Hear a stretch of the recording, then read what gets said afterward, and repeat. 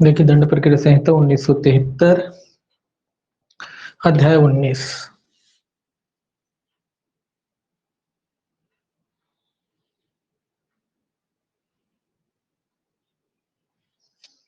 अध्याय 19 जो है आपका मजिस्ट्रेटों द्वारा वारंट मामले के विचारण से संबंधित है। वारंट मामलों का विचार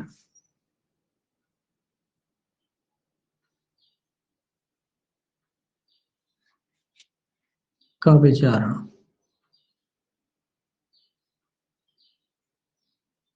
ठीक है, वारंट मामलों के विचारण से संबंधित है। और वारंट मामलों को भी दो भागों में बांटा गया है, पुलिस रिपोर्ट पर संस्थित मामले और पुलिस रिपोर्ट से अन्यथा संस्थित वारंट मामले। ठीक है, पुलिस रिपोर्ट पर संस्थित मामले और पुलिस रिपोर्ट से अन्यथा संस्थित वारंट मामले, दो भागों में इसे बांटा गया है। अब देखिए, इससे पहले देखेंगे अपन पुलिस रिपोर्ट पर संस्थित वारंट मामले। पहले कौन से देखेंगे? पुलिस रिपोर्ट पर संस्थित वारंट मामले। पुलिस रिपोर्ट पर बस इतना ठीक है, पुलिस रिपोर्ट पर। ठीक है, पुलिस रिपोर्ट पर संस्थित जो वारंट मामले हैं उनको देखेंगे। धारा 238 से शुरू होता है, सेक्शन 238। 238 कहती है कि धारा 207 का अनुपालन, 207 के अनुपालन से ये क्वेश्चन बनता है। देखिए, ये कहता है जब पुलिस रिपोर्ट पर संस्थित किसी वारंट मामले में अभियुक्त विचारण के प्रारंभ में मजिस्ट्रेट के समक्ष हाजिर होता है या लाया जाता है, तब मजिस्ट्रेट अपना यह समाधान कर लेगा कि उसने धारा 2 से 7 207 के उपबंधों का पालन कर लिया है, अनुपालन कर लिया है। 207 का अनुपालन, 207 का अनुपालन, यही क्वेश्चन बनता है। ये क्वेश्चन बनता है कि जो वारंट मामले हैं, पुलिस रिपोर्ट पर संस्थित वारंट मामले हैं, वो कैसे प्रारंभ होते हैं? धारा 207 के अनुपालन से जो है प्रारंभ होते हैं। ये आपको याद रखना है, ये क्वेश्चन बनता है। धारा 207 के अनुपालन से जो है प्रारंभ होते हैं। ठीक है, 207 अनुपालन मतलब यही कि डॉक्यूमेंट जो है, आवश्यक जो भी दस्तावेज वगैरह है वो उनको मिल गए हैं कि नहीं मिल गए। मजिस्ट्रेट साहब सबसे पहले ये कंफर्म कर लेंगे कि भाई एफआईआर की कॉपी वगैरह जो पुलिस से संबंधित जो भी दस्तावेज हैं वो उनको मिल गए हैं या नहीं मिल गए हैं, इसका जो है समाधान कर लेंगे। फिर क्या होगा? उपबंधों का अनुपालन। 239 कहता है अभियुक्त को कब उन्मोचित किया जाएगा? 239 में उन्मोचन है। 239 में क्या है? उन्मोचन। 207 में क्या हो रहा है? उन्मोचन। कैसे हो रहा है, कब होगा? यदि धारा 173 के अधीन पुलिस रिपोर्ट और उसके साथ भेजी गई दस्तावेजों पर विचार कर लेने पर और अभियुक्त की ऐसी परीक्षा यदि कोई हो जैसा मजिस्ट्रेट आवश्यक समझे कर लेने पर और अभियोजन और अभियुक्त को सुनवाई का अवसर देने के पश्चात मजिस्ट्रेट अभियुक्त के विरुद्ध आरोप को निराधार समझता है तो वह उसे अनुमोचन कर सकेगा और ऐसा करने के अपने कारणों को लेखबद्ध करेगा। तो ये क्या कह रहा है कि जब 173 के अधीन पुलिस रिपोर्ट और उसको भेजी, कुल मिला के पुलिस रिपोर्ट और अन्य दस्तावेजों पर विचार करने के बाद, पुलिस रिपोर्ट और अन्य दस्तावेज और अन्य दस्तावेजों, ठीक है, पुलिस रिपोर्ट और अन्य दस्तावेजों पर विचार करने के बाद और अभियुक्त वगैरह जो भी हैं उनको सुनने के बाद, उनकी परीक्षा करने के बाद मजिस्ट्रेट साहब को लगता है कि मामला जो है निराधार है। क्या है? निराधार है। निराधार है तो क्या करेगा वो? तो वो जो है अभियुक्त को क्या कर सकता? उन्मोचित कर सकता। और कारण तो लिखने ही पड़ते हैं, ये तो आप जानते ही हैं। तो मजिस्ट्रेट साहब क्या कर सकते हैं? जब मामला निराधार लगता है तो वो अभियुक्त को जो है उन्मोचित कर सकते हैं, डिस्चार्ज कर सकते हैं। सेशन ही जैसा होता है, बस थोड़ा क्रम में अंतर होता है, बस इतना याद रखें। सेशन ट्रायल पढ़ लिए ढंग से तो ये भी आ जाएगा। थोड़ा सा क्रम में अंतर रहता है और कोई ज्यादा बड़ा मेजर डिफरेंस नहीं रहता। ठीक है, इतना याद रखें, एक सी रहता है। सेशन ट्रायल थोड़ा बिल्कुल विस्तृत में है, ये थोड़ा एक ही चीजों को एक ही सेक्शन में मिक्स कर दिया और कुछ नहीं है, बाकी कुछ नहीं है। देखिए, यहाँ भी उन्मोचन है, वहां भी उन्मोचन है। यहाँ भी कार्रवाई करने का जब कोई आधार नहीं लग रहा है, निराधार है, जब पुलिस रिपोर्ट पर, चूंकि पुलिस रिपोर्ट पर संस्थित मामले हैं तो पुलिस रिपोर्ट पर विचार करेगा मजिस्ट्रेट और डॉक्यूमेंट जो पुलिस ने पेश किए गए हैं उन पर विचार करेगा। ठीक है, अभियुक्त को सुनेगा। इसके बाद जब उन्हें लगता है कि मामला निराधार है तो उसको डिस्चार्ज कर दिया जाएगा। ठीक है, अब आप जानते हैं कि मान लो डिस्चार्ज नहीं होता तो क्या होता है, डिस्चार्ज नहीं होता तो आरोप लगते हैं, तो 240 में आरोप है, 240 में क्या है, आरोप। ये तो आप जानते हैं कि डिस्चार्ज नहीं हुआ तो क्या होगा, आरोप। वो कल ही बताया था कि डिस्चार्ज कब होता है, आरोप लगने से पहले होता है। ठीक है, आरोप लगने के बाद डिस्चार्ज नहीं होता, डिस्चार्ज पहले ही होता है। आरोप लगाने से पहले डिस्चार्ज की प्रक्रिया होती है, उसके बाद नहीं होती। आरोप लगने के बाद तो सिर्फ दोष सिद्धि दोष मुक्ति होती है। ठीक है, तो यदि इसमें दोनों चीजें आ जाएगी, यदि दोषी होने के अभिभावक पर दोष सिद्धि 241 में। ठीक है, 240 में दो क्लॉज दिए हैं। पहला क्लॉज कहता है कि यदि ऐसा विचार परीक्षा यदि कोई हो, सुनवाई कर लेने पर मजिस्ट्रेट की राय है कि उपधारणा करने का आधार है कि अभियुक्त ने इस अध्याय के अधीन विचारणीय ऐसा अपराध किया है जिसका विचारण करने के लिए वह मजिस्ट्रेट सक्षम है और वह जो उसकी राय में उसके द्वारा पर्याप्त रूप से दंडित किया जा सकता है, तो वह अभियुक्त के विरुद्ध आरोप लिखित रूप में विरचित करेगा। तो ये तो सभी जानते हैं कि आरोप कैसे होते हैं, लिखित रूप में होते हैं। ठीक है, तो कुल मिला के जब कार्रवाई करने के पर्याप्त आधार लगते हैं मजिस्ट्रेट को, कार्रवाई, एक ही शब्द याद रखना है, कार्रवाई के पर्याप्त आधार,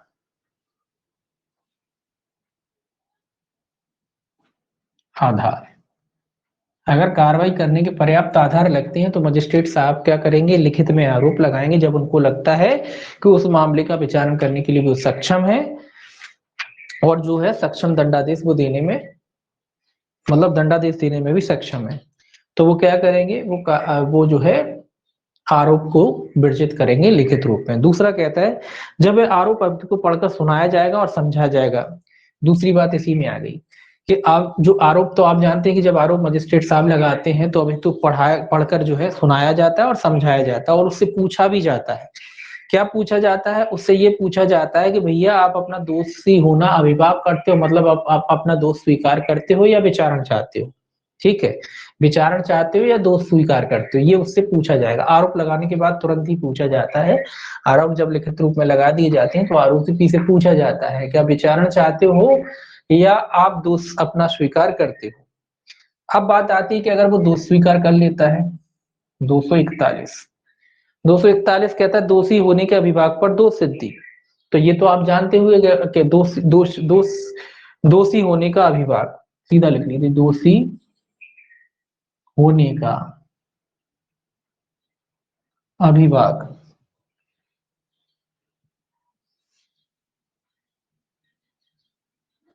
ठीक है, जब स्वीकार कर लेता है, या दोष स्वीकार करना, या इसको दोष स्वीकार करना भी कह सकते हैं, दोष स्वीकार करना।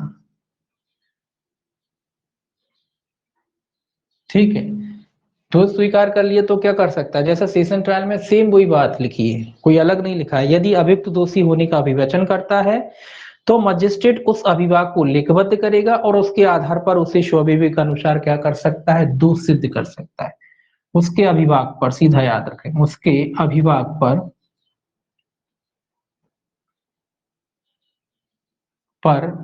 उसे दोष सिद्ध कर सकता है, दोष सिद्ध कर सकता है।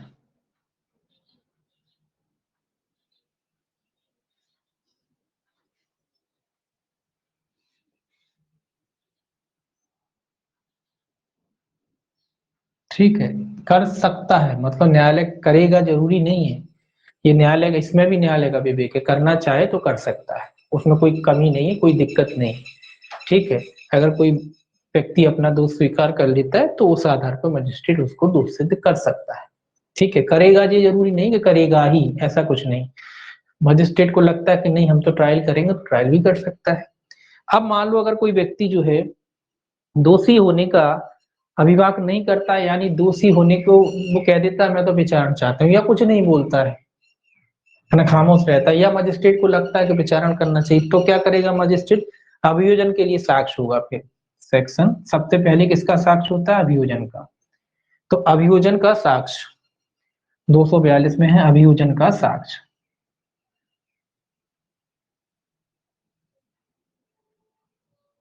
सीधी सी बात है कि अगर, देखिए क्रम है, क्रम आपने याद कर लिया, सेक्शन ऑटोमेटिक याद हो जाएंगे। ठीक है, 242 कहता है अभियोजन का साक्ष्य दोषी नहीं हुआ, मतलब अभिभाग नहीं किया या विचारण चाह रहा है, या मजिस्ट्रेट साहब ने कहा चाहा कि नहीं हम तो विचारण करेंगे, पूरी ट्रायल करेंगे, तभी इसको दोषी या दोष मुक्त करेंगे, हम पूरा न्याय करेंगे, ठीक है। तो फिर अभियोजन का साक्ष्य लिया जाएगा, उसके लिए तारीखें तय की जाएंगी। पहला कह रहा है यदि अभियुक्त अभिवचन करने से इंकार करता है या अभिवचन नहीं करता है या विचारण किए जाने का दावा करता है या मजिस्ट्रेट अभियुक्त को धारा 241 के अधीन दोष सिद्ध नहीं करता है, तो वह मजिस्ट्रेट साक्ष्यों की परीक्षा के लिए जो है तारीख तय करेगा। साक्ष्यों की परीक्षा के लिए क्या की जाएगी, तारीख तय की जाएगी। अभियोजन साक्ष्यों की जो परीक्षा है उसके लिए तारीख तय की जाएगी। परंतु लिखा है इसमें, परंतु यह कि पुलिस या द्वारा अन्वेषण के दौरान अभिलिखित साक्ष्यों के कथनों को मजिस्ट्रेट अभियुक्त को अग्रिम में प्रदान करेगा। ये कह रहा है कि जो पुलिस के समक्ष जो कथन वगैरह हुए हैं इसमें जोड़ दिया गया है कि अग्रिम में प्रदान किए जाएंगे, अग्रिम में प्रदान। कौन से साक्ष्यों के जो पूर्व में पुलिस वालों के द्वारा जो साक्ष्य वगैरह लिए गए थे वो अग्रिम में दे दिए जाएंगे, इसीलिए दे दिए जाते ताकि ये अपना डिफेंस कर सके, ठीक है। तो ये कह रहा है कि अभियोजन के साक्ष्यों के लिए तारीख तय की जाएगी फिर, ठीक है। फिर क्या होगा, मजिस्ट्रेट अभियोजन के आवेदन पर उसके साक्ष्यों में से किसी को हाजिर होने या कोई दस्तावेज या अन्य चीज पेश करने का निर्देश देने वाला समन जारी कर सकेगा। देखिए सेशन और इसमें अंतर क्या हो रहा है, इसमें सारी बातें 242 में एक साथ ही दे दी, वहां अलग अलग सेक्शन करके दी थी कि पहले अभियोजन की तारीख तय करेगा, फिर उस जो तारीख तय की है उस पर जो है अभियोजन साक्ष्य को जो है लेगा।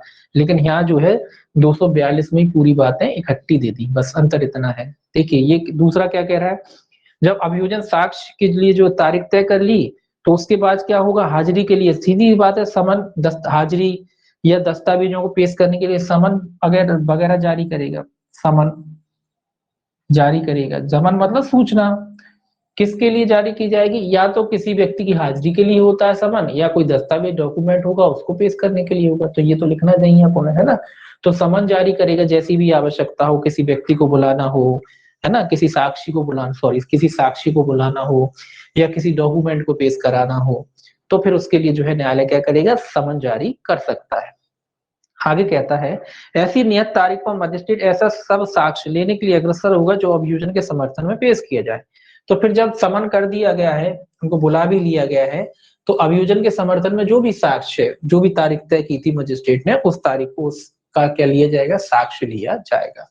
परंतु आगे लिखा है, परंतु मजिस्ट्रेट किसी साक्षी की प्रतिपरीक्षा तब तक के लिए जब तक कि किसी अन्य साक्षी या साक्ष्यों की परीक्षा नहीं कर ली जाती अस्थगित करने के अनुज्ञा दे सकेगा या किसी साक्षी को अतिरिक्त प्रतिपरीक्षा के लिए पुनः बुला सके। ये सेम बात है जो सेशन में थी कि मजिस्ट्रेट साहब को अगर लगता है कि किसी साक्षी का साक्ष्य स्थगित कर देना चाहिए और किसी दूसरे का पहले ले लेना चाहिए तो वो ले सकते हैं, ठीक है। मतलब क्रम की बात है कि साक्ष्यों की परीक्षा कैसे की जाएगी।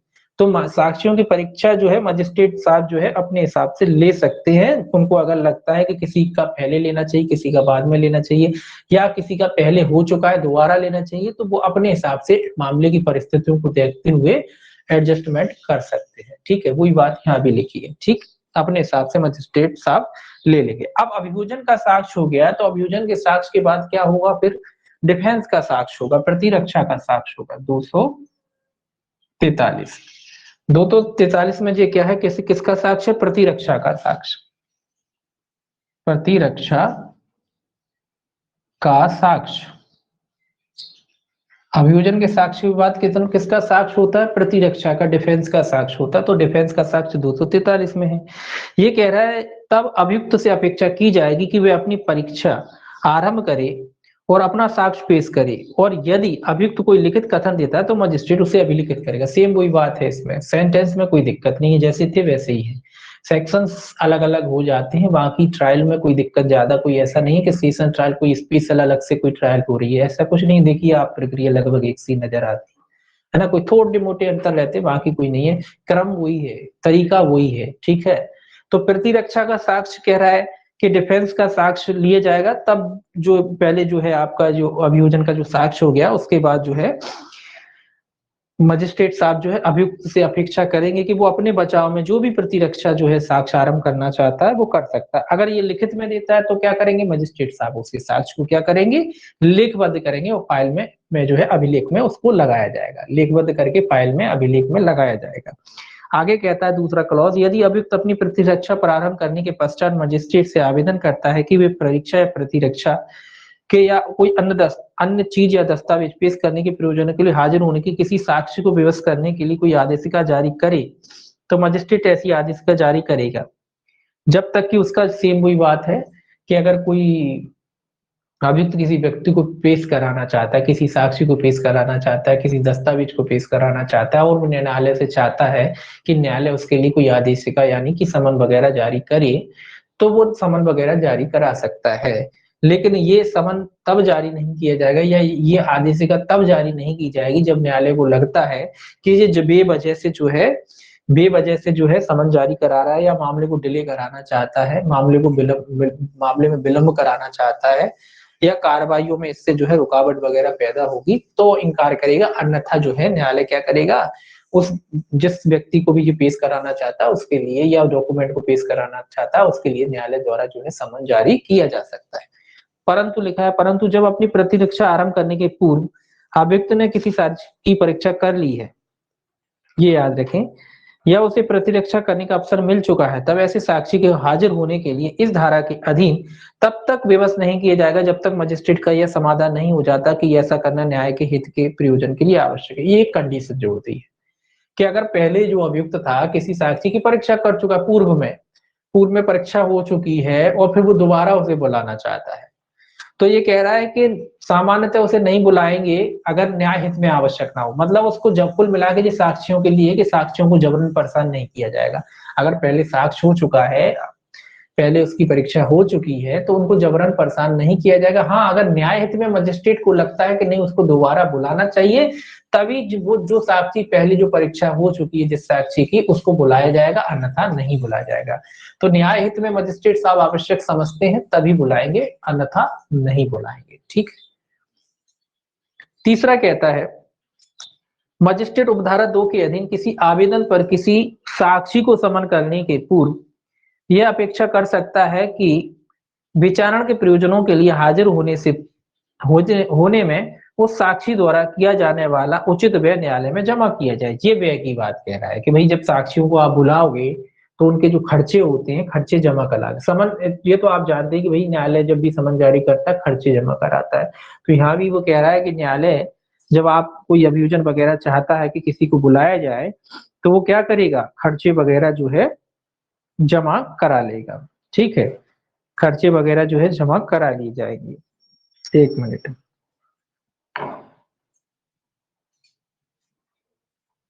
ये हो गया आपका पुलिस रिपोर्ट पर। अब भाई ये दोनों साक्ष्य हो गए, आपके अभियोजन का साक्ष्य हो गया, प्रतिरक्षा का साक्ष्य हो गया। ठीक है, अब क्या होगा भाई, इसके बाद क्या होना चाहिए, अभियोजन अभियुक्त दोनों का साक्ष्य हो जाता है, अभियोजन का भी हो गया और प्रतिरक्षा का भी हो गया, या अभियुक्त का कह सकते हैं, प्रतिरक्षा अभियुक्त की तरफ से ही होती है ना, तो अभियुक्त का साक्ष्य हो गया, प्रतिरक्षा का साक्ष्य हो गया। तो फिर क्या होगा, सीधे 248 पे आ जाएगी, दोष मुक्ति या दोष सिद्धि होगी। यहाँ 248 प्लस लगा के 248 ये कॉमन चलता है दोनों में। ठीक है, क्या होगा फिर दोष मुक्ति या दोष सिद्धि, दोष मुक्ति या दोष सिद्धि। ठीक है, ये 48 दोनों में कॉमन चलेगा। ठीक है, या तो दोष मुक्ति होगी या दोष सिद्धि होगी, जैसी भी स्थिति हो। यदि जो है कहता है इस अध्याय के अधीन किसी मामले में, 248 पढ़ रहे हैं, पहला क्लॉज कहता है कि यदि इस अध्याय के अधीन किसी मामले में जिसमें आरोप विरचित किया गया है मजिस्ट्रेट इस निष्कर्ष पर पहुंचता है कि अभियुक्त दोषी नहीं है, तो वह अभियुक्त अभिमुक्ति का आदेश अभिलिखित करेगा। सीधी सी बात है कि जब मजिस्ट्रेट को लगता है कि पूरे दोनों साक्ष्य होने के बाद कि कोई मामला नहीं बन रहा है तो वो क्या करेगा, दोष मुक्ति का आदेश देगा। दूसरा कहता है, जहां इस अध्याय के अधीन किसी मामले में मजिस्ट्रेट इस निष्कर्ष पर पहुंचता है कि अभियुक्त दोषी है किंतु वह धारा 325 और 360 के उपबंधों के अनुसार कार्रवाई नहीं करता है, वहां वह दंड के प्रश्न पर अभियुक्त को सुनने के पश्चात विधि के अनुसार उसे दंडादेश दे सकेगा। तो ये कह रहा है 325 और 360 के अधीन अगर कार्रवाई मजिस्ट्रेट साहब नहीं करते तो 10 क्या किया जाएगा, दंड के प्रश्न पर उनको सुना जाएगा, उसके बाद उसको जो है दोष सिद्ध किया जा सकता है दंड के प्रश्न पर सुनने के बाद। ठीक है, तीसरा कहता है, जहां इस अध्याय के अधीन किसी मामले में धारा 211 की उपधारा 7 के उपबंधों के अधीन पूर्व दोष सिद्धि का आरोप लगाया गया है और अभियुक्त यह स्वीकार नहीं करता है कि आरोप में किए गए अभिकथन के अनुसार उसे पहले दोष सिद्ध किया गया था, वहां मजिस्ट्रेट उस अभियुक्त को दोष सिद्ध करने के पश्चात अभिकथित पूर्व दोष सिद्धि के बारे में साक्ष्य ले सकेगा और उस पर निष्कर्ष अभिलिखित करेगा। ये पूर्व दोष सिद्धि की बात कह रहा है कि आप पहले ही अपने कल सेशन ट्रायल में भी पढ़ा था कि पूर्व दोष सिद्धि का जो साक्ष्य है वो कब लिया जाता है, दोष सिद्धि के बाद। तो जब दोष सिद्धि हो जाती है, दोष सिद्धि हो जाती है और जो दोषी है यानी अभियुक्त है वो स्वीकार नहीं करता अपना पूर्व दोष सिद्धि को, तो दोष सिद्धि होने के बाद जो है मजिस्ट्रेट उसकी पूर्व दोष सिद्धि का जो है साक्ष्य दे सकता है और उसके आधार पर जो है जो भी दंडादेश देना चाहे वो दे सकता है। परंतु वही लिखा है कि दोष सिद्धि नहीं कर दिया जाता तब तक ना तो ऐसा आरोप मजिस्ट्रेट वही कह रहा है, वही बात है मैंने पहले ही बताया कि दोष सिद्धि का जो पूर्व दोष सिद्धि का जो साक्ष्य दोष सिद्धि पर ही लिया जाता है। तो परंतु यही कहता है कि जब तक अभियुक्त उपधारा 2 के अधीन दोष सिद्ध नहीं कर दिया जाता तब तक ना तो ऐसा आरोप मजिस्ट्रेट द्वारा पढ़कर सुनाया जाएगा, ना अभियुक्त से उस पर अभिवचन करने को कहा जाएगा और ना पूर्व दोष सिद्धि का निर्देश अभियोजन द्वारा या उसके द्वारा किए गए साक्ष्य में किया जाएगा। तो पूर्व दोष सिद्धि की बात सीधी सी बात है कि पूर्व दोष सिद्धि की बात जो है दोष सिद्धि के बाद ही उठाई जाएगी, उससे पूर्व नहीं उठाई जाएगी। ना मजिस्ट्रेट उसको उसके बारे में लेखबद्ध करेगा कोई कथन, ना ही अभियोजन जो है ऐसी बातों को उठा सकता है, क्योंकि ये बातें जो होती है राय बना लेती है किसी व्यक्ति के बारे में नेगेटिव। जब नेगेटिव राय या थॉट बन जाएगी न्यायालय की तो फिर डिसीजन प्रभावित होगा और न्यायालय जो है निष्पक्ष जो है डिसीजन नहीं दे पाएगा। इसीलिए पूर्व दोष सिद्धि की बात जो है दोष सिद्धि के बाद ही उठाई जा सकती है। ठीक है, तो ये याद रखना, दोनों में कॉमन बातें हैं, बस अंतर इतना है कि ये जो है 248 में एक ही में समाहित कर दी, वहां अलग अलग धाराएं दी गई थी सेशन में, यहाँ क्या कर दिया एक ही सेक्शन में डाल दी ये चीजें। तो क्रम तो वही है, कोई अंतर कोई खास अंतर नहीं हो रहा उसमें। ठीक है, अब 248 हो गया। अब आएगा जो है आपका, यहाँ से पढ़ेंगे अपन पुलिस रिपोर्ट से भिन्न आधार पर संस्थित जो है वारंट मामले। ये हो गया आपका सेशन, सॉरी, पुलिस रिपोर्ट पर संस्थित वारंट मामले और पुलिस रिपोर्ट से भिन्न आधार पर, पुलिस रिपोर्ट से भिन्न आधार पर जो है संस्थित वारंट मामले जो है वो इसके दूसरे भाग में है। ठीक है, देखिए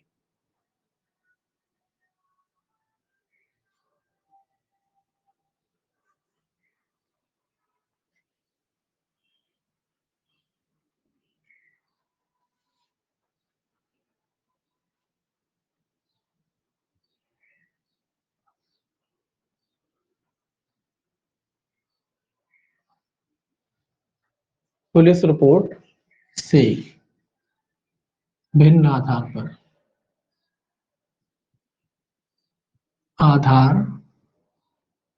पर, ठीक है, पुलिस रिपोर्ट से भिन्न आधार पर जो है संस्थित जो है वारंट मामले। अब पुलिस रिपोर्ट से भिन्न आधार कौन से होते हैं भाई, परिवाद वगैरह पे भी हो जाते हैं। ठीक है, तो उन्हीं के बारे में ये शुरू होता है 244 सेक्शन 244, 244 से शुरू होता है अभियोजन का साक्ष्य। सबसे पहले जो है पुलिस रिपोर्ट से भिन्न आधार पर जो संस्थित वारंट मामले हैं वो कैसे शुरू होते हैं, अभियोजन साक्ष्य से। ये भी पूछा जाता है क्वेश्चन, अभियोजन साक्ष्य। देखिए ट्रायलों में एक चीज ध्यान में रखना, हर ट्रायल की शुरुआत का क्वेश्चन पूछा जाता है कि कौन सी ट्रायल कैसे प्रारंभ होती है। ठीक है, तो इसीलिए हर ट्रायल का आपको प्रारंभ ध्यान में रखना है। ये जो अब पुलिस रिपोर्ट से जो आपकी पुलिस रिपोर्ट पर संस्थित वारंट मामले थे वो कैसे शुरू हो रहे थे, वो 207 के अनुपालन से शुरू हो रहे थे। ये कैसे शुरू हो रहे हैं, ये अभियोजन साक्ष्य से शुरू हो रहे हैं। ठीक है, और सेशन ट्रायल आपकी कैसे शुरू हो रही थी, सेशन ट्रायल जो है आपके लोक अभियोजक क्या कहते हैं उसमें, सेशन ट्रायल जो है आपके अभियोजन जो लोक कि उसमें लिखा था विचारण का संचालन जो है लोक अभियोजक के द्वारा किया जाएगा। तो 209 के अनुपालन से शुरू हो रही थी, 209 से अभियोजन के मामले के कथन का आरंभ से, सॉरी, अभियोजन के मामले पे कथन के आरंभ से वो हुई थी प्रारंभ, अभियोजन के द्वारा कथन मामले के कथन के आरंभ से जो है प्रारंभ हुई थी। और ये जो है अभियोजन साक्ष्य के, ये भी अभियोजन जो है साक्ष्य के जो है आधार पर जो है प्रारंभ होती है। इसमें दो क्लॉज दिए गए हैं। पहला क्लॉज कहता है जब पुलिस रिपोर्ट से भिन्न आधार पर संस्थित किसी वारंट मामले में मजिस्ट्रेट के समक्ष अभियुक्त हाजिर होता है या लाया जाता है तब मजिस्ट्रेट अभियोजन को सुनने के लिए और ऐसे सब साक्ष्य लेने के लिए अग्रसर होगा जो अभियोजन के समर्थन में पेश किए जाए। तो अभियोजन के समर्थन में अभियोजन साक्ष्य लेगा, अभियोजन के समर्थन में, अभियोजन के समर्थन में, मतलब सारे साक्ष्य ले सकता है जो अभियोजन का समर्थन करते हो, अभियोजन की बात का समर्थन करते हो, ऐसे साक्ष्य जो है लेगा। कब? जब पुलिस रिपोर्ट से भिन्न आधार पर मामला संस्थित हो, भिन्न आधार पर मामला संस्थित हो तब मजिस्ट्रेट जो है आगे कार्रवाई करेगा अभियोजन का साक्ष्य लेते हुए। जो भी उसके समर्थन में साक्ष्य हो वो अभियोजन से जो है साक्ष्य लेगा। दूसरा कहता है मजिस्ट्रेट अभियोजन के आवेदन पर उसके साक्ष्यों में से किसी को हाजिर होने या कोई दस्तावेज या अन्य चीज पेश करने का लिए निर्देश देने वाला समन जारी कर सकता है। अब अभियोजन चाहता है कि किसी की परीक्षा की जाए समन, तो उसके लिए न्यायालय समन वगैरह भी जारी कर सकता है। किसी अभियुक्त वगैरह की, सॉरी, किसी साक्षी वगैरह की ये जो है अभियोजन परीक्षा कराना चाहता है ना अपने मामले को सिद्ध करने के लिए, तो न्यायालय उसके लिए जो है अभियोजन के लिए जो है साक्ष्यों के लिए जो है समन भी जारी कर सकता है। कोई दस्तावेज हो सकता है, कोई साक्षी हो सकता है जिसको ये पेश कराना चाहते हैं अभियोजन, तो उसके लिए न्यायालय समन जारी करेगा। अब बात आती है अभियुक्त को कब उन्मोचित किया जाएगा। 245 में है उन्मोचन, 245 में उन्मोचन।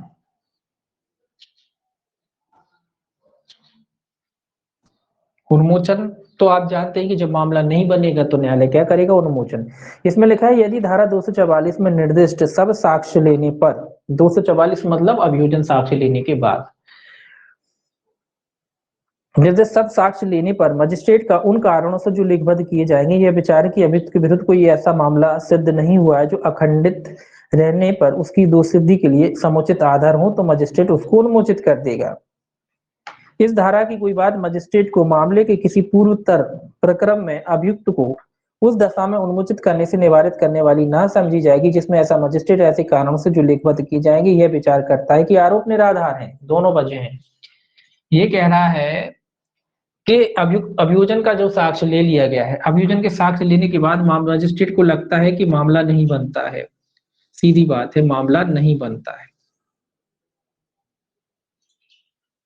तो क्या कर दिया जाएगा? डिस्चार्ज कर दिया जाएगा, उन्मोचित कर दिया जाएगा अभियुक्त को। इसके अलावा ये भी कह रहा है कि पूर्व अवसर पर अभियोजन साक्ष्य लेने से पूर्व ही अगर मजिस्ट्रेट को लगता है कि मामला निराधार है तो भी मजिस्ट्रेट जो है उसको उन्मोचित कर सकता है, ये धारा उसको रोकेगी नहीं। पूर्व अवसर पर अगर आरोप निराधार लगता है, पूर्व अवसर पर, ठीक है, आरोप निराधार, आरोप क्या लगता है? निराधार लगता है,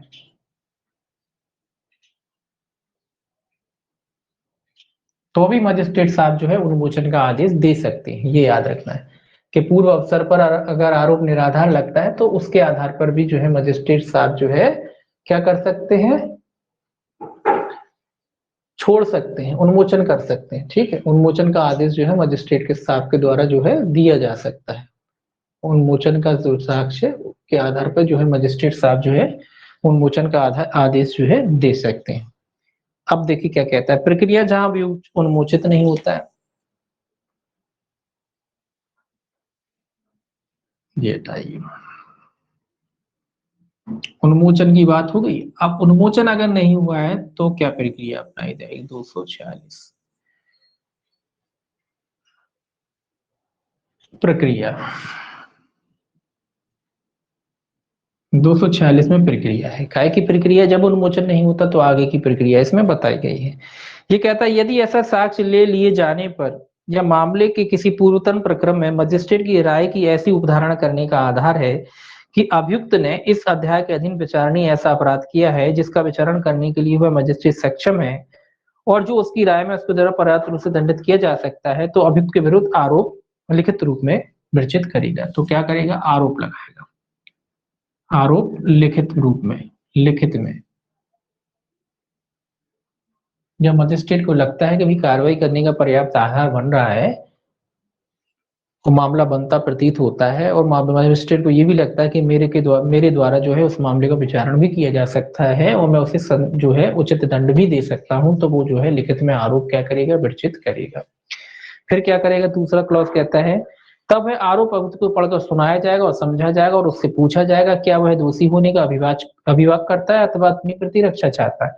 यहाँ भी वही बात है कि आरोप लगने के बाद क्या होता है? उसको पढ़ा जाता है, उसको जो है अभियुक्त को सुनाया जाता है और उसको समझाया भी जाता है कि आप जो है मतलब सुना, पढ़कर सुनाया और समझा दिया जाता है और उससे पूछा जाता है क्या आप अपना दोष स्वीकार करते हैं या विचारण चाहते हैं।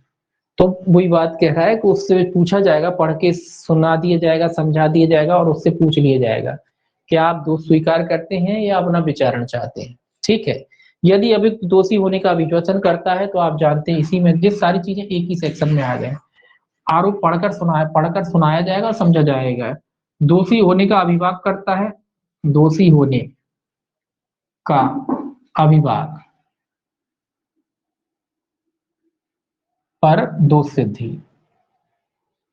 ठीक है, अगर वो दोषी होने का अभिभाग करता है तो उसके आधार पर यहाँ भी मजिस्ट्रेट साहब जो है उसको क्या कर सकते हैं, दोष सिद्धि कर सकते हैं, दोष सिद्ध कर सकते हैं। चौथा कहता है कि अब दोष सिद्धि नहीं हुई तो क्या होगा, आगे विचारण होगा। यदि अभियुक्त अभिवचन करने से इंकार करता है या अभिवचन नहीं करता है या विचारण किए जाने का दावा करता है, यदि अभियुक्त को उपधारा 3 के अधीन दोष सिद्ध नहीं किया जाता है तो उससे अपेक्षा की जाएगी कि मामले की अगली सुनवाई के प्रारंभ में या यदि मजिस्ट्रेट उन कारणों से जो लिखित किए जाएंगे ऐसा ठीक समझता है तो तत्काल बताए कि क्या वह अभियोजन के उन साक्ष्यों में से जिनका साक्ष्य लिया जा चुका है किसकी प्रति परीक्षा करना चाहता है, यदि करना चाहता है तो किसकी। तो कुल मिला के ये यहाँ थोड़ा सा डिफरेंस हो गया। देखिए ये क्या कह रहा है कि अब वो दोषी होने का अभिभाग पर जो है दोष सिद्धि नहीं की जाती, किसी वजह से हो सकता है वो विचारणा चाह रहा हो या न्यायालय ने नहीं किया है ना। तो दोषी होने के अभिभाग पर विचारण नहीं, दोष सिद्धि नहीं हुआ तो मजिस्ट्रेट साहब फिर उससे क्या कहेंगे कि अभियोजन के किस साक्षी की वो प्रति परीक्षा करना चाहता है। प्रति परीक्षा आप कौन करेगा, प्रति परीक्षा अभियुक्त, अभियुक्त जिसके ऊपर आरोप है अभियुक्त कह लीजिए। ठीक है, अभियुक्त कह लीजिए तो अभियुक्त से कहेगा कि किसकी प्रति परीक्षा करना चाहता है, अभियुक्त। और प्रति परीक्षा तो आप जानते हैं क्या होती है प्रति परीक्षा, जिन साक्षियों की पूर्व में परीक्षा हो चुकी है, अभियोजन का जो साक्षी थे उनकी अभियुक्त से द्वारा पहले पूर्व में परीक्षा हो चुकी, अब ये जो है इनकी दोबारा करना चाहता है तो वो पूछेगा मजिस्ट्रेट साहब कि आप प्रति परीक्षा करना चाहते हैं अभियोजन साक्षियों की, किसकी प्रति परीक्षा की जाएगी, अभियोजन साक्षियों की जो पहले हो चुकी, उनकी जो अभियुक्त से पूछा जाएगा कि किन की प्रति परीक्षा आप करना चाहते हैं, बताए हमें। ठीक है, दोबारा बुला देते हैं, उनकी जो है जो भी करना हो आपको प्रति परीक्षा, तो नाम जिन जिन साक्षियों की ये चाहते हैं उनकी जो है प्रति परीक्षा जो है अभियुक्त कर सकता है। यहाँ थोड़ा सा अंतर हुआ है। पांचवा कहता है यदि वह कहता है कि वह ऐसा चाहता है तो उसके द्वारा नामित साक्षियों को पुनः बुलाया जाएगा और उसकी प्रति परीक्षा और पुनः परीक्षा यदि कोई हो के पश्चात उन्मोचित कर दिया जाएगा। ये कह रहा है कि अगर वो कहता है कि नहीं हाँ मुझे प्रति परीक्षा करनी है तो जैसी भी स्थिति हो, जो भी जिनको भी बुलाता है उनको समन किया जाएगा, उन साक्षियों को उनको फिर से बुलाया जाएगा और उनकी प्रति परीक्षा या पुनः परीक्षा जैसी भी स्थिति हो, पुनः परीक्षा, प्रति परीक्षा और पुनः परीक्षा करने के बाद साक्षियों को क्या कर दिया जाएगा, डिस्चार्ज कर दिया जाएगा, उन्मोचित कर दिया जाएगा। साक्षियों के बारे में लिखा उन्मोचित, तो साक्षियों को जो है उन्मोचित कर दिया जाएगा। ठीक है, फिर अभियोजन के किन्हीं शेष साक्षियों का साक्ष्य लिया जाएगा और प्रति परीक्षा के और पुनः परीक्षा की यदि कोई हो पश्चात उन्मोचित कर दिया जाएगा। फिर बाद में जो बचे कुछ अभियोजन के अन्य साक्षी, अभियोजन के अन्य साक्ष्य या साक्षी लिख लीजिए, अन्य साक्ष्य लिख लीजिए, साक्ष्य में सभी आ जाएंगे। अन्य साक्ष्य जो भी हैं इनके पास जो भी साक्षी वगैरह है, दस्तावेज वगैरह है वो लिए जाएंगे और उनका भी जो है पुनः परीक्षा या प्रति परीक्षा या पुनः परीक्षा करने के बाद, परीक्षा या पुनः परीक्षा करने के बाद, पुनः परीक्षा करने के बाद, पुनः परीक्षा करने के बाद जो है जो भी साक्षी वगैरह है उनको जो है डिस्चार्ज वगैरह जो है कर दिया जाएगा। ये सब हो गई इनकी परीक्षा। इसके बाद क्या होगा, इसके बाद वही 248 आ जाएगी, दोष मुक्ति या दोष सिद्धि। प्लस जो है इसमें प्लस तो खैर लिखने की जरूरत ही नहीं है, वहां लिखना पड़ेगा, सीधा है 247 आएगी, गलत आ गया, 247 आएगी। फिर 247 कहता है प्रतिरक्षा का साक्ष्य, फिर डिफेंस का साक्ष्य होगा, प्रतिरक्षा का साक्ष्य, प्रतिरक्षा का साक्ष्य मतलब सारे साक्ष्य हो गए, अभियोजन के साक्ष्य भी हो गए, अभियुक्त के साक्ष्य भी हो गए। उसके बाद फिर क्या होगा, फिर प्रतिरक्षा डिफेंस का साक्ष्य होगा। तब अभियुक्त से अपेक्षा की जाएगी कि वे अपनी प्रतिरक्षा आरंभ करे और अपना साक्ष्य पेश करे और मामले को धारा 243 के उपबंध लागू होंगे। 243 के उपबंध ये कह रहे हैं यहाँ भी लागू होंगे। तो डिफेंस का फिर कुल मिला के जो अपने बचाव में जो है ये साक्ष्य लिया जाएगा। प्रतिरक्षा का मतलब अभियुक्त की तरफ से जो भी डिफेंस में जो भी अपने बचाव में कहना जाए वो साक्ष्य लिए जाएगा।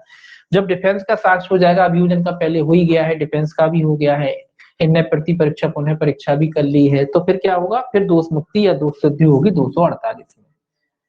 248 में क्या होगी, दोष मुक्ति या दोष सिद्धि, जो अपन ने पढ़ चुके हैं अभी। दोष सिद्धि आगे पीछे लिख ली, कोई फर्क नहीं पड़ता। दोष मुक्ति, पहले दोष मुक्ति फिर दोष सिद्धि, दोष मुक्ति, ठीक है, आगे पीछे हो गया कोई दिक्कत नहीं। तो दोष मुक्ति या दोष सिद्धि जैसी भी स्थिति हो वो किया जाएगा, ठीक है। वही सारी बातें आएंगी इसमें कि दोष मुक्त दोष सिद्धि अगर होती है उसके बाद ही पूर्व दोष सिद्धि का साक्ष्य लिया जाएगा। वो जो अपन ने देखा है बातें अभी, वही सारी बातें यहाँ फिर से वही बातें आएंगी, ठीक है। ये कॉमन है ये सेक्शन 248 दोनों में, ठीक। इसके बाद जो है कुछ धाराएं, दो धाराएं और दे रखी हैं, 249 और 250। 249 और 250 को अलग से पढ़ना है अपने धारा को। ये धाराएं कहती कि अगर परिवादी अनुपस्थित रहता है तो मामले पे क्या प्रभाव पड़ेगा, अगर कोई परिवादी अनुपस्थित रहता है तो क्या प्रभाव पड़ेगा। तो 249 देखिए, सेक्शन 249 249 ये कहता है परिवादी के अनुपस्थिति का क्या प्रभाव पड़ेगा। परिवादी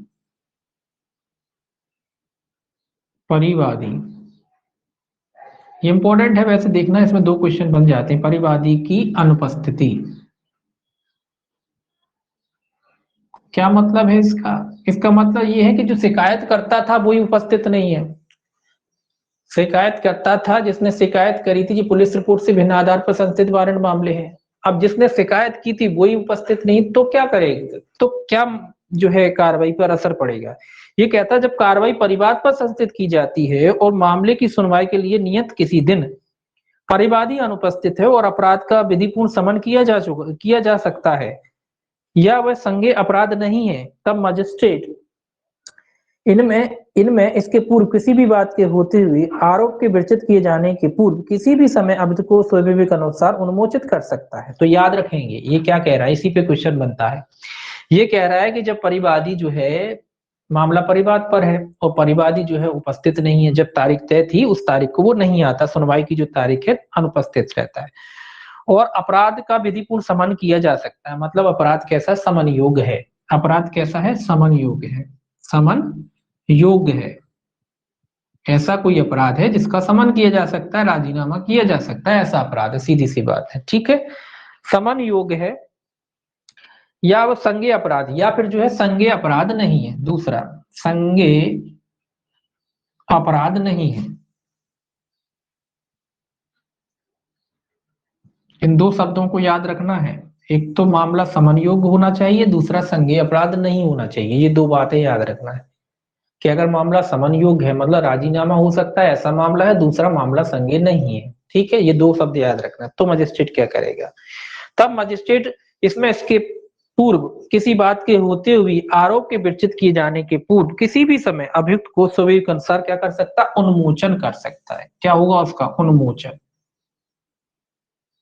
उन्मोचन कर सकता है। आरोप लगाने से पहले उन्मोचन, आरोप लगाने से ही पहले होता है उन्मोचन।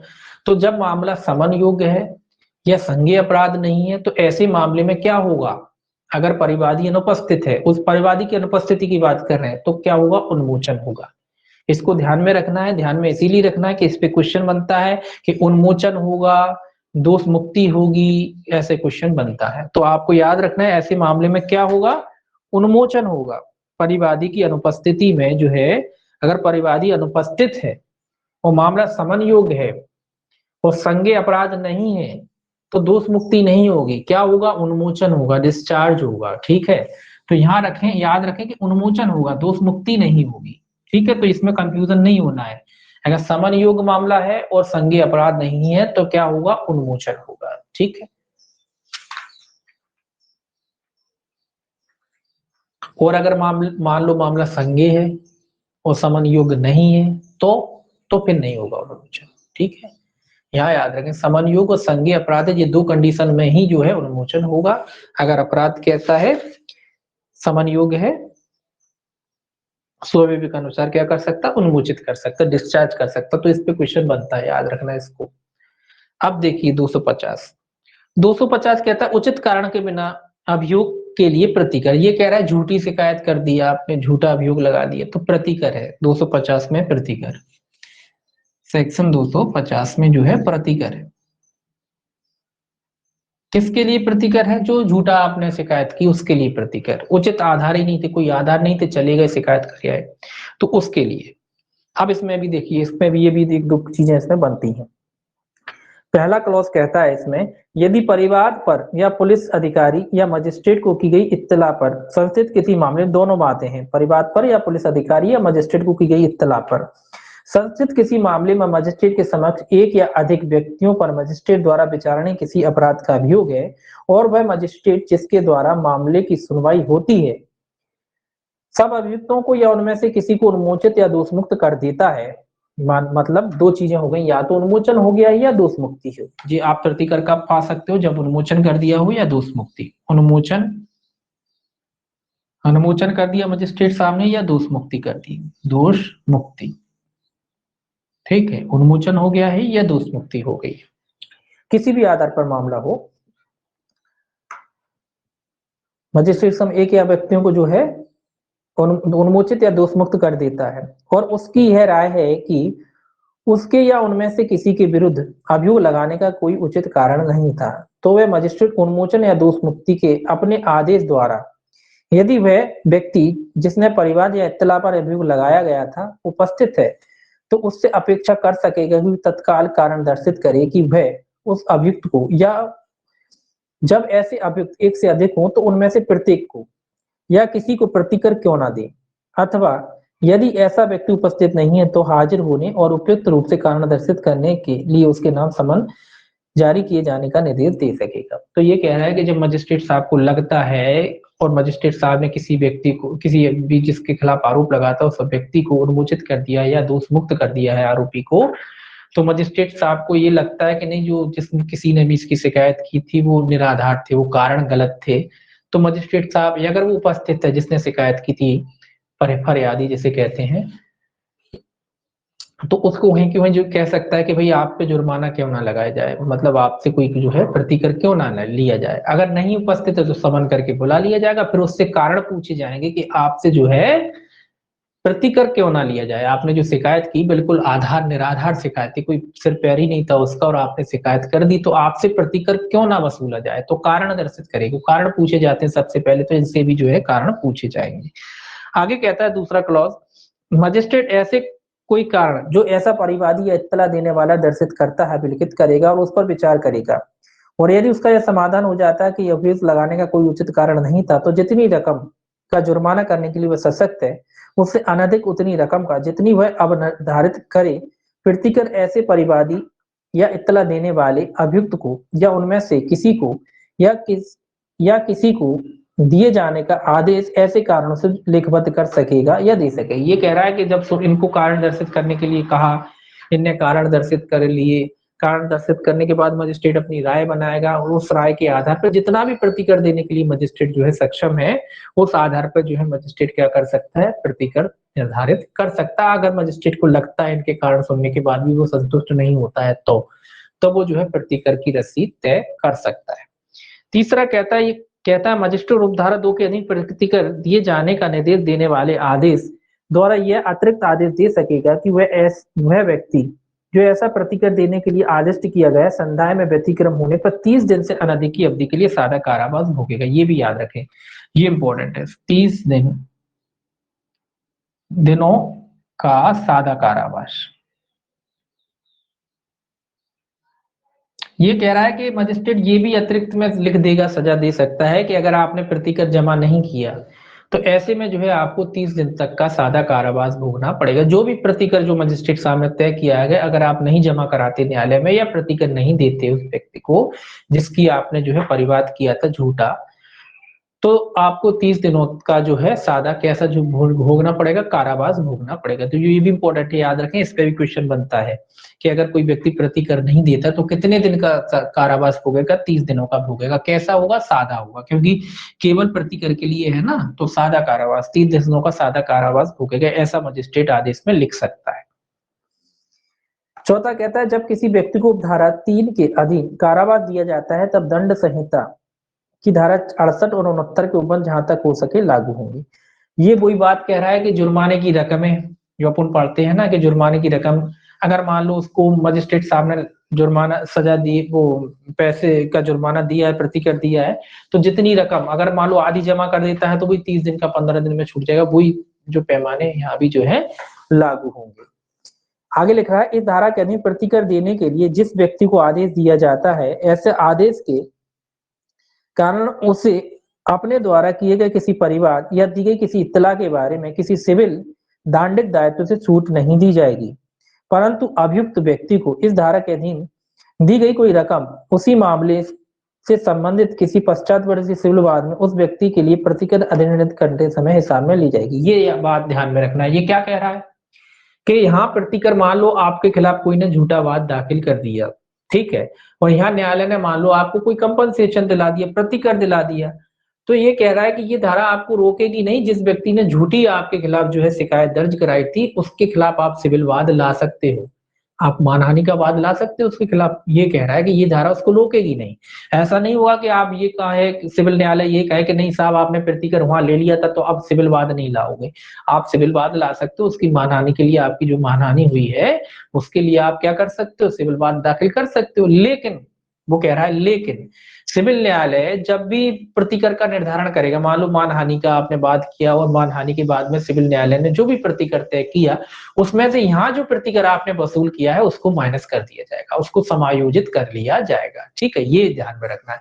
तो समायोजन तो होगा, कोई दिक्कत नहीं है। यहाँ का समायोजन जब वहां तय करेगा न्यायालय तो वहां का और यहाँ की जो है रकमें जो भी आपको सिविल न्यायालय ने तय किया हो वो समायोजित कर ली जाएंगी।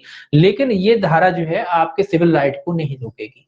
आपको कोई झूठा फंसाता है तो यहाँ तो प्रतिकर आप ले ही सकते हैं, इसके अलावा सिविल वाद में जो है दाखिल करके उसके खिलाफ कार्रवाई कर सकते हैं। ठीक, आगे देखिए छठवा क्या कहता है।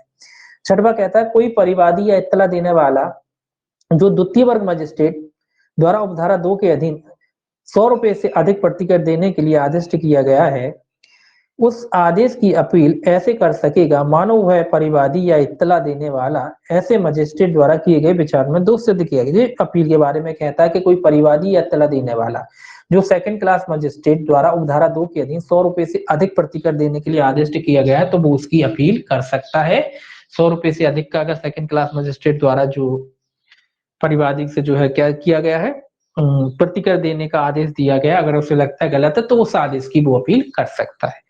आगे लिखा है जब किसी अभियुक्त व्यक्ति को ऐसे मामले में जो धारा 6 के अधीन अपीली है प्रतिकर दिए जाने का आदेश दिया जाता है तब उसे प्रतिकर अपील पेश करने के लिए अनुज्ञात अवधि के बीत जाने के पूर्व या यदि अपील पेश की गई है तो अपील के विनिश्चित कर दिए जाने के पूर्व न दिया जाएगा, और जहां ऐसे आदेश ऐसे मामले में हुआ है तो अपीलीय नहीं है वहां ऐसा प्रतिकर ऐसी तारीख के 1 माह की समाप्ति के पूर्व नहीं दिया जाएगा। अब ये कह रहा है कि जो प्रतिकर न्यायालय ने दिलाया था वो कब मिलेगा आपको।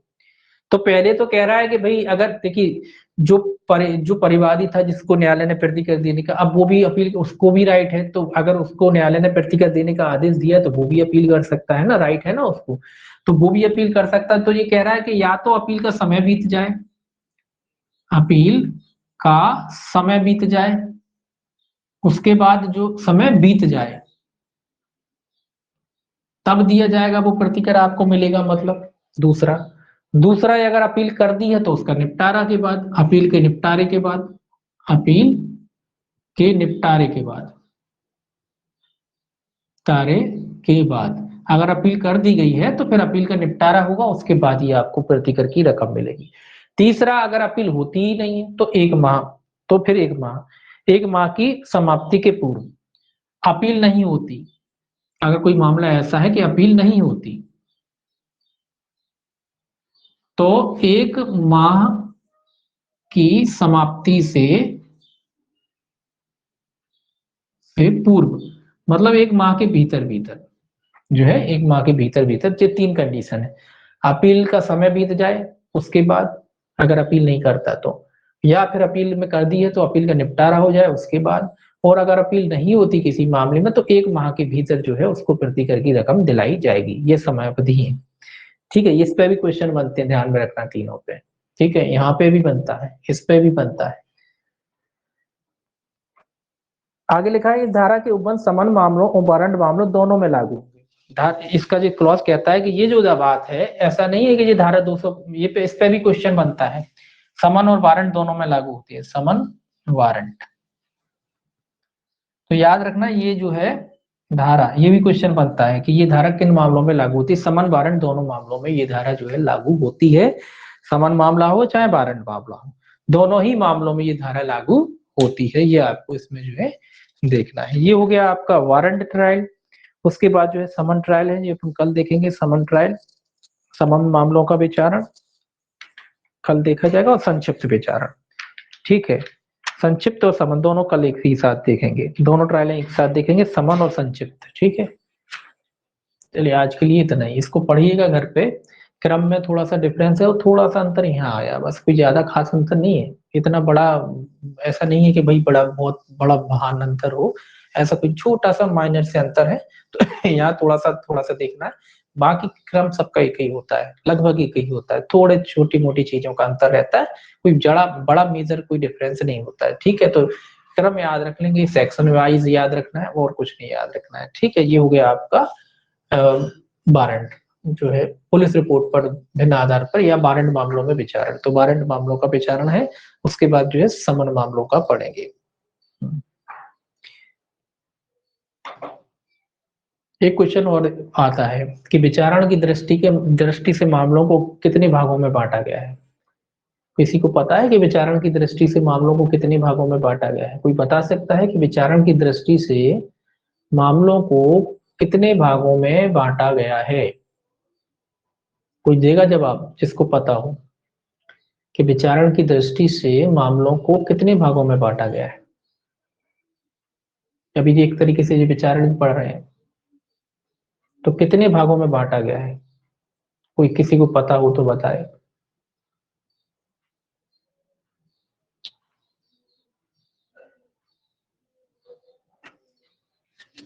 कोई बताइए, किसी को पता हो तो।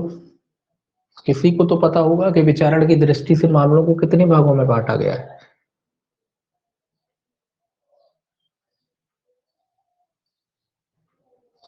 विचारण की दृष्टि से दो ही भागों में तो बांटा गया है, समन और वारंट। अभी अपन वारंट पढ़ रहे हैं, समन पढ़ेंगे। समन और वारंट दो ही भागों में तो है, कोई तीसरा भाग हो तो बताएं आप। समन और वारंट ही मामलों में तो बांटा गया है, विचारण की दृष्टि से मामलों को दो भागों में बांटा गया है, समन और वारंट, ठीक है। विचारण की दृष्टि से मामलों को कितने भागों में बांटा गया? केवल दो ही भागों में, समन मामले और वारंट मामले, ठीक है। यही पढ़ते हैं अपन, समन और वारंट, इसके अलावा कुछ नहीं पढ़ते अपन। ट्रायलों के तरीके अलग है, लेकिन समन और वारंट दो ही मामले तो होते हैं, समन होते हैं, वारंट होते हैं। वारंट में भी दो प्रकार अपन ने पढ़ लिए। सेशन ट्रायल है तो सेशन ट्रायल भी क्या होती है? होती तो वारंट ही है। सेशन ट्रायल ट्रायल है वो अलग, लेकिन है तो मामले वारंट ही, है ना। और ये समन, तो समन और वारंट दो तरीके के मामले हो, विचारण की दृष्टि से दो प्रकार से जो है मामलों को बांटा जाता है, समन और वारंट। उसके बाद भी जो है वारंट मामलों को जो है न्यायालय के हिसाब से सेशन ट्रायल में बना दिया, फिर उसके बाद पुलिस रिपोर्ट पर संचित वारंट मामले बना दिए, पुलिस रिपोर्ट से भिन्न आधार पर बना दिए, उसके बाद फिर समन आ ही जाता है। तो विचारण की दृष्टि से मामलों को दो भागों में जब बांटा जाता है, समन और वारंट। ऐसे ही अन्वेषण की दृष्टि से भी दो भागों में बांटा जाता है। ये तो आपको पता ही होगा कि अन्वेषण की दृष्टि से दो भागों में बांटा जाता है। कैसे बांटा जाता है? संज्ञेय और असंज्ञेय, संज्ञेय मामले और असंज्ञेय मामले, ठीक है। इन्वेस्टिगेशन की दृष्टि से भी दो भागों में बांटा जाता है, संज्ञेय और असंज्ञेय। ऐसे ही विचारण की दृष्टि से दो भागों में बांटा जाता है, समन और वारंट, ठीक है। फिर उसके आधार पर अपन ये पढ़ते हैं, ठीक। चलिए बाकी जो है कल देखेंगे।